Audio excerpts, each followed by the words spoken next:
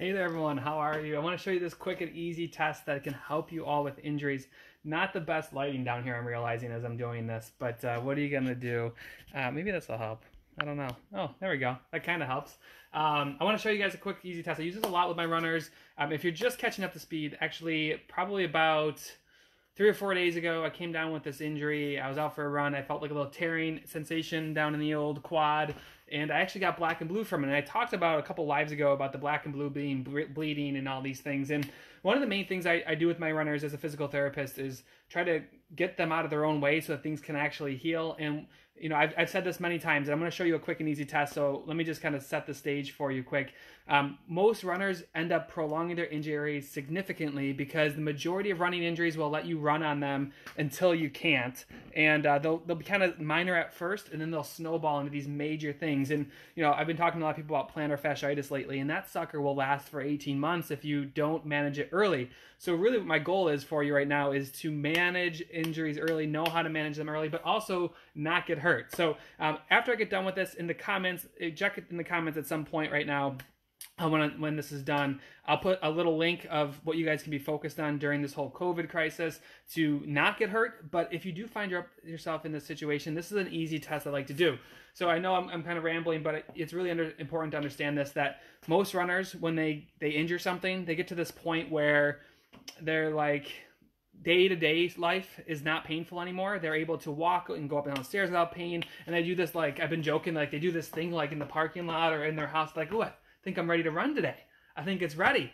And that's their gauge to say, am I going to start running? And I can tell you it's a really poor gauge, and it usually sets you up for failure. So after treating runners for 10 years, I use this test essentially on everyone. Now I use the AlterG quite a bit, which has been a phenomenal upgrade for us. But this is an easy test you can do at home. It's called my ladder test. And someone called me Unker Fester. That's great. Thank you. Appreciate your kindness. That's actually the first time I heard that. I just shaved my head. Come on, man. So this ladder test is really simple. What it's going to do is it's going to test your injury if it's ready to run or not. I'm not going to go through the whole thing, but I'll explain it. So it's called the ladder test, and all you need is a strip. You can notice my awesome train table over here and my art station over there. But the ladder test is pretty simple. You just need a little bit of a runway. You can do it outside if you want to look crazy with the neighbors. You can do it in a hallway, whatever works for you. So what we're going to end up doing is you're just going to test your running injury out. This is going to be 2 minutes worth. So you're going to go for 2 minutes. And just imagine, we use an agility ladder in the clinic, but all you're going to do is work. You're not going to be able to hear me if I go down there. You're just going to work and jog back and forth for 2 minutes. And you're going to just determine, is that okay? So I'm going to explain a little bit more. There's actually 3 parts to this test. So you would just do a simple jog. Turn, come back. And you just go back and forth for 2 minutes. What you're assessing there is, can you accept the little impact? When most runners go out for their run, they're like, if I'm not going 3 miles, I'm not going, Steve. And that is really a terrible way to think about it, because if you take 80 steps a minute, you're looking at like 2,400 times you're going to bang into an issue or an injury. So we don't want to do that. So you do 2 minutes there, and you're just going to ask yourself, did I tolerate that? And if you didn't, you're not ready to run. So I would definitely not head out the door and start running. If you do tolerate that, then what you're going to do is you're going to start going sideways.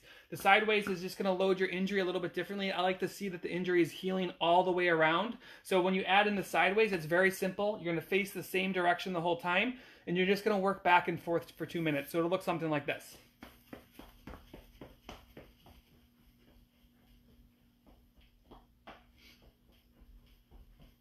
And as you, make sure I'm still in the frame. As you work down and back for 2 minutes, you're just going to ask yourself the same question. If you can't get through that without pain, your injury is not ready to go out for a run. You're actually going to just be set up for a lot of failure once you get going with that. So you get forward, back and forth, you get sideways, back and forth, and then we have the one that challenges your coordination, which runners do really bad with.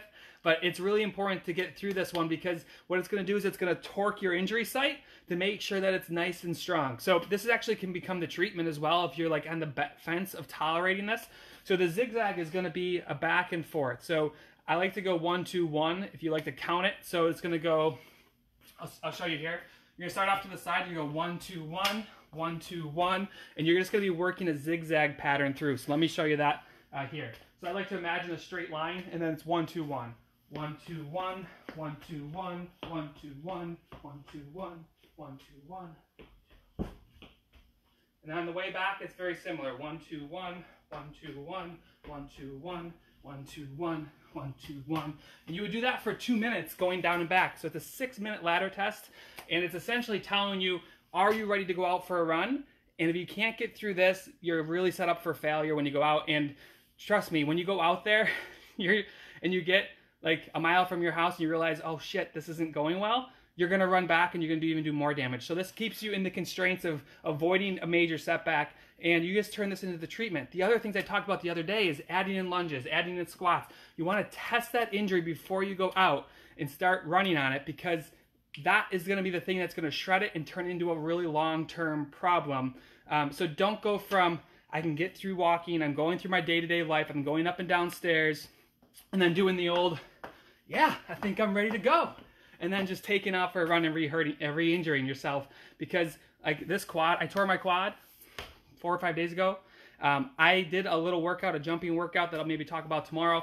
I felt it a little bit, so I'm going to do that for maybe a day or two. I think I'm going to be running day 5 after a significant strain that caused some bruising and bleeding in my leg. So I really think this works for you, but the problem is it goes against what you want to do. You want to run, you want to keep going.